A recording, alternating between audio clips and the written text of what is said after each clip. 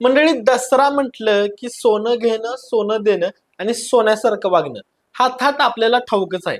पण गंमत बघा, सोन्याचा एवढा गाजावाजा असताना दसऱ्याला आपण खरं सोनं देतच नाही. उलट साध्या आपट्याची पानं देतो.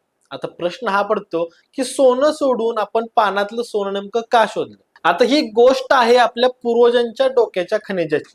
जुना काळ आठवा. गावातल्या शेतकऱ्यांकडे, मजुरांकडे, गुरं राखणाऱ्यांकडे खरं सोनं नेमकं कुठून असणार? पण दसरा म्हटलंय की सोनं द्यायचंच. आता ही परंपरा मोडायची नव्हती. तेव्हा लोकांनी एक मार्ग काढला. सोन्यासारखंच मौल्यवान पण सगळ्यांना सहज मिळणार काय? तर गावाच्या रानातलं आपट्याचं झाड. आता आपट्याची पानं दिसायला साधी, पण त्यांच्यामध्ये सोन्या इतकंच महत्व दडलेलं आहे. कारण खरी किंमत दागिन्यातल्या चमकात नाही तर भावनेमध्ये आहे. आपट्याची पानं वाटताना म्हटलं जायचं, हे घे सोनं आणि तुझं आयुष्य सुखी हो, भरभराट हो. आणि ही पानं म्हणजे फक्त झाडाची देणगी नाही, तर नाती जपण्याचं आणि आपुलकी टिकवण्याचं प्रतीक आहे. तर मंडळी, हा दसरा फक्त सोनं देण्याचा दिवस अजिबात नाही, तर सोन्यासारखं मन देण्याचा दिवस आहे. तुम्ही या दिवशी फक्त दागिने नव्हे तर आपुलकी, नाती आणि प्रेम वाटा.